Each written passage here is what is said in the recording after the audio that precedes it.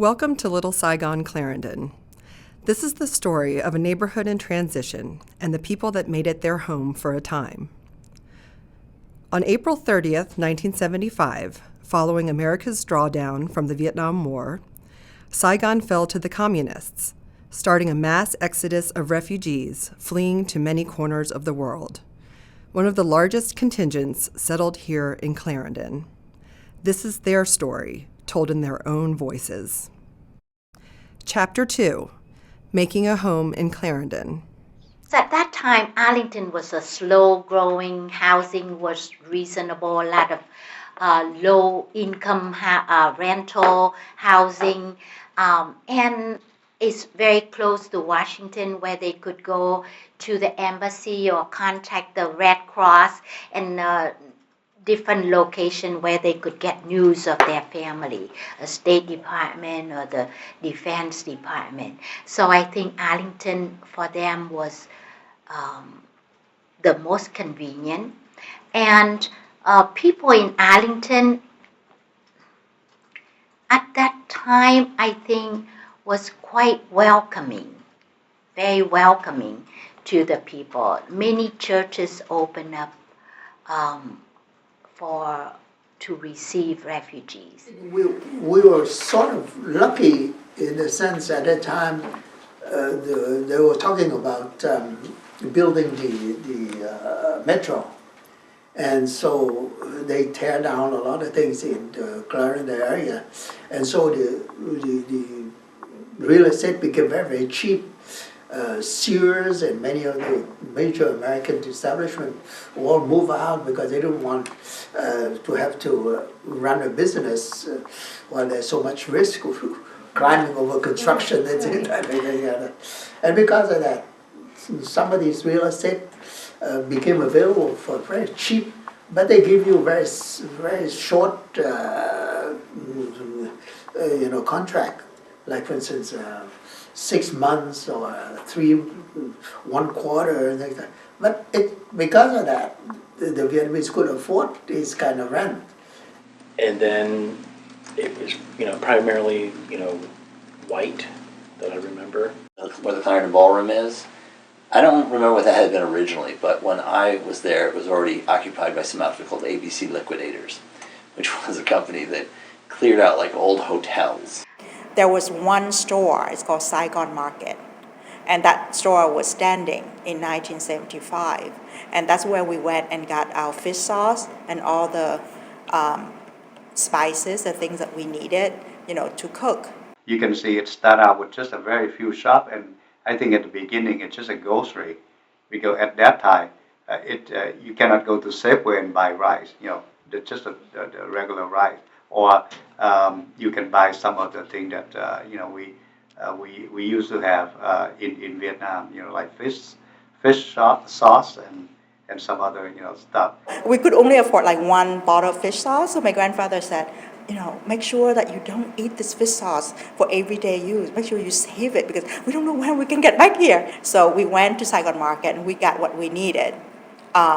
And then, we had this bottle of fish sauce that took, every day we just like take a tiny, maybe half teaspoon to season, our food, and we use salt instead. And she was very happy when she came in just to see Vietnamese food, something familiar. And I said, "What made you happiest? Like, was it the rice? What is?" She's like, "Fish sauce."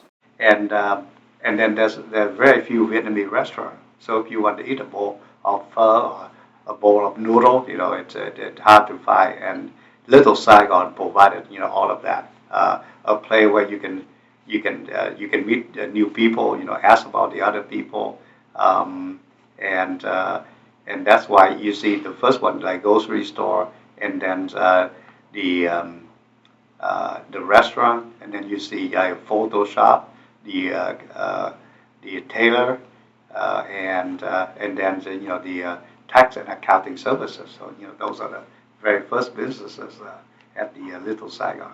There are 2 more stores that cropped up, and that was Mekong Center and Pacifics with ceramic, and anything that you want to furnish the house. And Mekong and Pacific are right next door to each other, and sometimes they had like a nightclub slash cafe. During the day, it's like a cafe.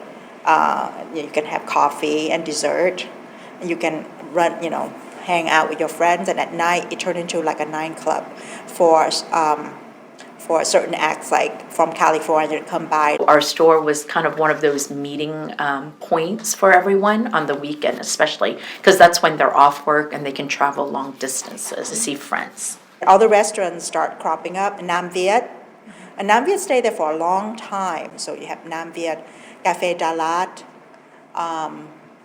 Mi An, which is a fabric store, Queen Bee. That's what I remember. I guess my most vivid memory is when we would go as a family out to eat when we wanted to go to a Vietnamese restaurant. And I remember going to Queen Bee. Yeah. And that being one of the few places where you could go and sit down and have an authentic Vietnamese dinner. All the restaurant at the beginning, it's just to serve the Vietnamese community.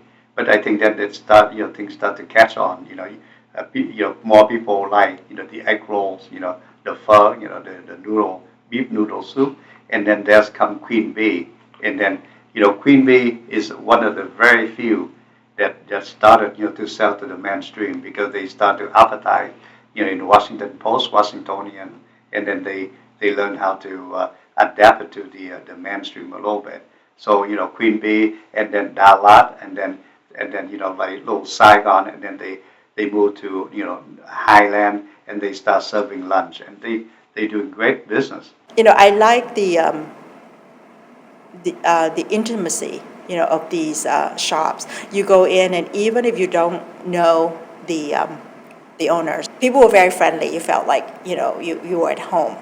We exchange advice to each other how to survive in America and how to be happy, how to learn to be American. I loved it because that's where you get magazines. You run into your friends, people and you just feel like more at home. Just like a little bit of home. When I first came here, I think that's the only place where you can go and shop for Vietnamese food. There's a coffee shop that is selling iced coffee with a condensed milk. And then if you sit there and you listen to the Vietnamese music and drink the coffee, and you feel like you're back in Saigon again. If you close your eye.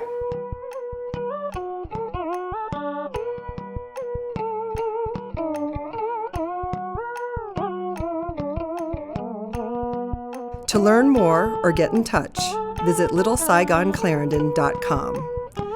Tell us your thoughts or recollections on Twitter with the hashtag #LittleSaigonClarendon. To hear more, continue to the next storefront shown on the map.